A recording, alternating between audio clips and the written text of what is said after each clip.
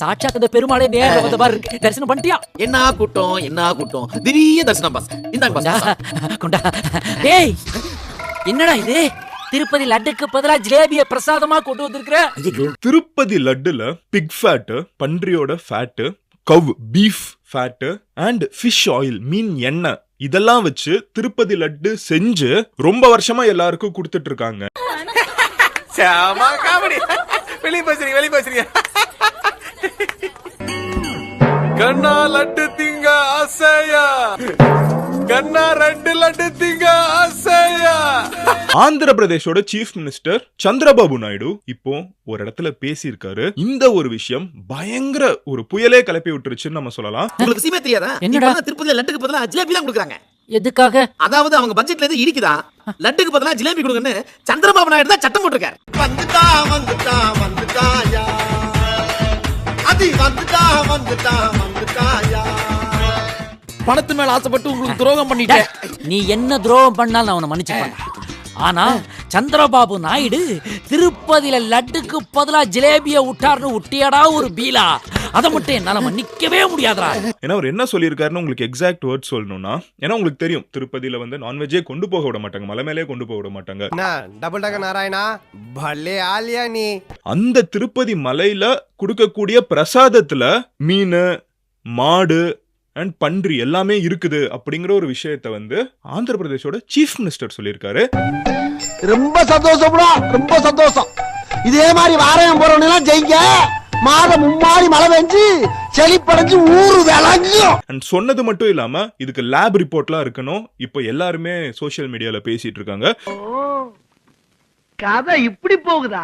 லட்டு வந்து ரொம்ப ஹோலியான ஒரு பிரசாதமா வந்து திருப்பதி ஃபுல்லாவே பார்க்கப்படும். திருப்பதி மட்டும் இல்ல, உலகம் ஃபுல்லாவே வந்து திருப்பதி லட்டுன்னு வீட்டுல அப்பா அம்மா கிட்ட திருப்பதி லட்டு இருந்தாங்கன்னு சொன்னா அதை ஒரு செகண்ட் சாப்பிடறதுக்கு முன்னாடி சாமி கும்பிட்டுட்டு சாப்பிடுவாங்க. அப்படி பச்சையா சொல்ல முடியாது, ஒரு யூகமா சொல்லலாம்.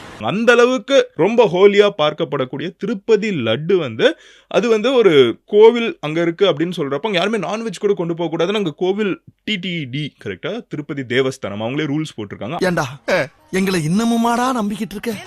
எங்க பேசிக்கிட்ட பார்த்தாவே உனக்கு தெரிய வேணாமா? அந்த கோவில்ல இருக்கக்கூடிய லட்டுல வந்து இந்த பீஃப், ஃபிஷ் அண்ட் போர்க் இருக்கு அப்படிங்கிற ஒரு விஷயம் வந்து பயங்கரமா ஒரு பெரிய பிரச்சனையவே உருவாக்கி இருக்குது. என்னடா அநியாயமா இருக்கு?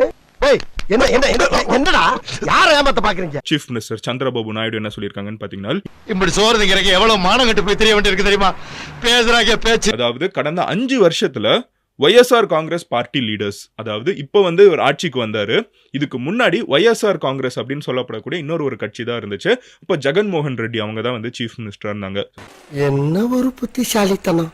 இவங்க என்ன சொல்றாங்கன்னு பாத்தீங்கன்னா, அவங்க ஆட்சியில இருந்த 5 வருஷம் காலகட்டத்துல திருமலா திருப்பதியோட மொத்த புனிதத்தையே வந்து கெடுத்து வச்சுட்டாங்க.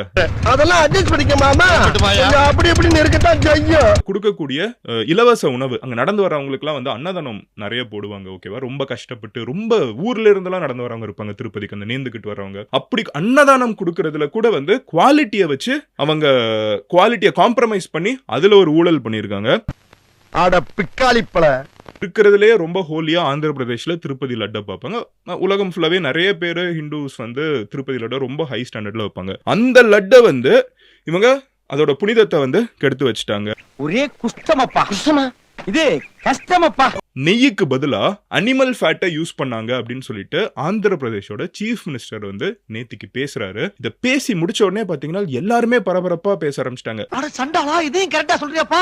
அப்புறம் நிறைய பேர் என்ன சொன்னாங்கன்னு பாத்தீங்கன்னா, இவர் சும்மா ஆப்போசிட்ல இருக்கிற கட்சியை வந்து குத்தணும், டிஎம்கே ஏடிஎம்கே மாதிரி சண்டை போட்டுப்பாங்கல்ல, அந்த மாதிரி இவர் ஆப்போசிட்ல இருக்கிற கட்சியை வந்து ஏதோ குறை சொல்லணும் அப்படிங்கிறதுக்காக சொல்லிட்டு இருக்காரு. இது உண்மை கிடையாது அப்படின்னு சொல்லிட்டு அது மாதிரி ஒன்ன மாதிரி ஃப்ராடுக்கு எவனை பார்த்தாலும் ஃப்ராட் மாதிரி தான் தெரியும்.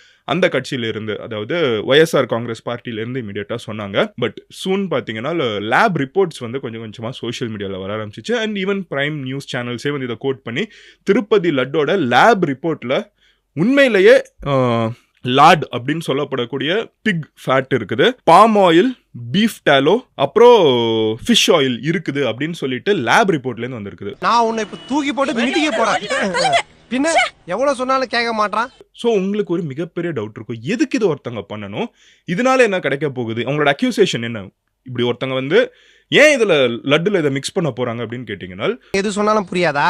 அவன் சுத்த ஃப்ராடுன்னு சொல்லு. ஸோ இதுக்கு பின்னாடி இருக்கிற லாஜிக் என்ன சொல்றாங்கன்னா, ஃபிஷ் ஆயிலா இருக்கட்டும், இந்த பிக் ஃபேட்டா இருக்கட்டும், ஆர் கவு ஃபேட்டா இருக்கட்டும், இது எல்லாமே வந்து காஸ்ட்லியர் தேன் கீ.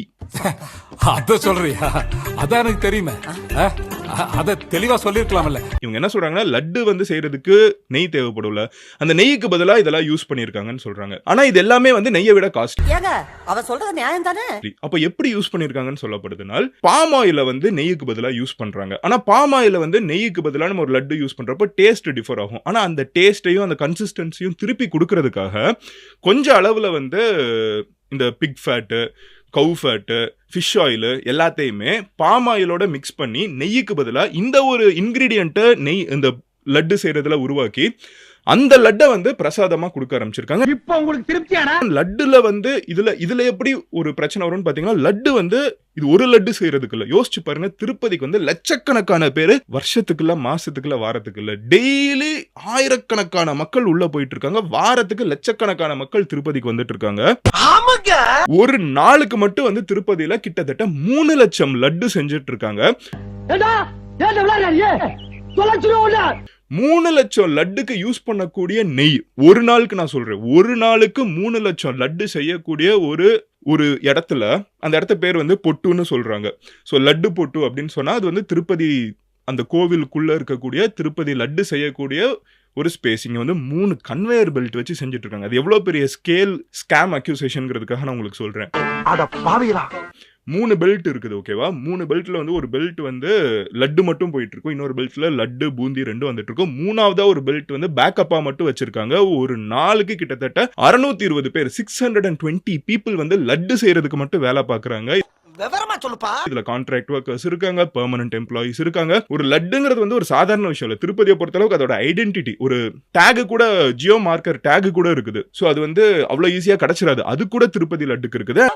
அட பாவி, என்னடா சின்ன பிள்ளைத்தனமா இருக்கு. கிட்டத்தட்ட 300 வருஷ பாரம்பரியம் இருக்குது. 2 ஆகஸ்ட் 1715 வந்து முதல்ல திருப்பதி லட்டு இன்ட்ரோடியூஸ் பண்ணிருக்காங்க. அப்போல இருந்து இப்போ வரைக்கும் திருப்பதியில பிரிட்டிஷர்ஸ் காலகட்டமா இருக்கட்டும், அதுக்கப்புறம் இந்தியன் கவர்மெண்ட் வந்ததுப்பமா இருக்கட்டும், இப்போ வரைக்கும் திருப்பதியில லட்டு கொடுத்துக்கிட்டே இருக்காங்க. பில்டப் பண்றணும், பீலா வரணும், அது முக்கியம் இல்ல. நம்ம எது பண்ணாலும் இந்த உலக நம்மள உடனே உத்து பார்க்கணும். 309 வருஷத்துக்கு கண்டினியூஸா கொடுக்கக்கூடிய ஒரு லட்டுல இப்போ இந்த ஃபிஷ் ஆயில், போர்க் ஃபேட்டு, பீஃப் ஃபேட் இதெல்லாம் இருக்கு அப்படிங்கறது தான் வந்து மிகப்பெரிய ஒரு புயலை கிளப்பி இருக்குது. ஆனா முதலைக்கு பிறந்தவனை இத முதல்ல சொல்லப்படாதா? உன்னை இருடா நிக்குதே, உன் மண்டைய உடைச்சு நான் மாவளுக்கு வைக்கல நிக்கேடா. நடுவுல அம்பானி கூட வந்து ஏதோ பெல்ட், அந்த மெஷின்ஸ், திருப்பதி லட்டு மெஷின் வந்து டொனேட் பண்ணாரு திருப்பதிக்கு. ஆமானே. சோ பாயிண்ட் என்னன்னு பாத்தீங்கன்னா, ரொம்ப வருஷமா ஒரு பாரம்பரியமான ஒரு பர்டிகுலர் விஷயமா அங்க ஃபாலோ பண்ணிட்டு இருக்காங்க. லட்சக்கணக்கான பேர், கோடிக்கணக்கான பேர் நம்பிக்கையா வந்து அங்க போயிட்டு வந்துட்டு இருக்காங்க. ஆள் யாருன்னு மட்டும் சொல்லு, அவன நசுக்கி தூக்கி எறிஞ்சிடுறேன். இந்த லட்டுல கொடுக்கக்கூடிய இன்கிரீடியன்ஸ்ல வந்து காசை கம்மியாக்குறதுக்கு அவங்க இதெல்லாம் மிக்ஸ் பண்ணி ஒரு பாம் ஆயில வச்சு அல்டர்னேட் ஃபார் கீ உருவாக்கிட்டாங்கிறதா இவங்க மேல இருக்கக்கூடிய மிகப்பெரிய ஒரு கோவமா இன்னைக்கு வெளிப்பட்டு இருக்குது. இந்தியா ஏன்டா உருப்படலன்னா இப்பதான்டா புரியுது. அண்ட் இதெல்லாமே எங்க லட்டு பொட்டு இல்ல. லட்டு பொட்டு எங்க இருக்குது? திருப்பதி கோவிலுக்குள்ள இருக்குது. திருப்பதி கோவில் வந்து மலை மேல இருக்குது. அந்த மலை மேல ஏறுறப்ப நம்மள நான்வெஜ் கொண்டு போக விட மாட்டாங்க. எனக்கு வெறி வரக்குள்ள இங்க இருந்து போயிடுறேன். உங்களுக்கு வெறி தான் போவேன். வெறி வரதா போடா. ஆனா இந்த திருப்பதி மலை மேல இருக்கக்கூடிய திருப்பதி பொட்டுங்கிற ஒரு இடத்துல எல்லாரும் ஆக்சஸ் கூட கிடையாது. அது அவங்க மட்டும் தான் உள்ள போக முடியும். அந்த இடத்துக்குள்ள இவங்க இத ஒரு ஸ்கேம் பண்ணிருக்காங்களா அப்படிங்கறதா வந்து ஒரு மிகப்பெரிய கேள்வியா ரொம்ப பரபரப்பா பேசப்பட்டு இருக்குது. ஆஹா, கூட்டத்தை பூரா திருப்பி விட்டானே. சோ இதுக்கு ரியாக்ஷன்ஸ் என்ன? சந்திரபாபு நாயுடு அண்ட் அவரோட பையன் நாரா லோகேஷ் 2 பேருமே வந்து ஆணித்தனமா அங்க இருக்கக்கூடிய திருப்பதி லட்டுல நான்வெஜ் இருந்திருக்கு. இந்த பாரு, இந்த நக்கலு, நயாண்டி, எடக்கு, மடக்கு, எகடாசி, குத்தலு, குசும்பலு இதெல்லாம் பொள்ளாச்சியில வச்சு புதைச்சிட்டு வந்துரு. தெரியுதுல்ல? சரிங்கண்ணா. அதுக்கான சாட்சிகள் எங்க கிட்ட இருக்குன்னு சொல்லிட்டு லேப் ரிப்போர்ட்ஸ் எல்லாம் காமிக்கிறாங்க. இந்த லேப் ரிப்போர்ட் வந்து ஆந்திர பிரதேஷ்ல இருந்து மட்டும் இல்ல, இது போக குஜராத்ல வந்து நேஷனல் டைரி கமிஷன் அப்படி ஒரு அமைப்பு இருக்குது. அவங்க கிட்ட அமைச்சு அவங்களுமே வந்து இதை சர்டிஃபை பண்ணிருக்காங்க, இதுல இதெல்லாம் இருக்குதுன்னு சொல்லிட்டு. வாழ்க்கை விழுந்ததுக்கு அப்புறம் விளக்கெண்ணெய் இருந்தா என்ன தேங்காய் எண்ணெய் இருந்தா என்ன வலிச்சு செய்ய முடியாதுமா. ஸோ அவங்க மல்டிபிள் ரிப்போர்ட்ஸ் காமிக்கிறாங்க, இதுதான் உண்மை, இதெல்லாம் நான்வெஜ் இருக்குது, இதுல வந்து காசை மிச்சப்படுத்துறதுக்காக பாம் ஆயில் யூஸ் பண்ணி பாம் ஆயில நெய் மாதிரி ஏமாத்துறதுக்காக ஃபிஷ் ஆயில், போர்க்கு, பீஃப்னு இந்த ஃபேட் எல்லாத்தையும் உள்ள சேர்த்திருக்காங்கிறது. ஹைவேல போயிட்டு இருக்கியா?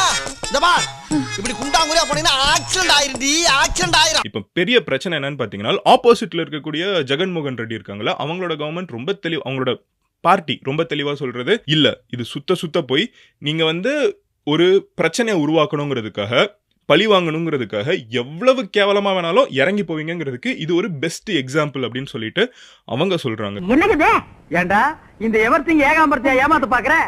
இத உங்க ஊர்ல என்னன்னு சொல்லுவாங்க? அருவா.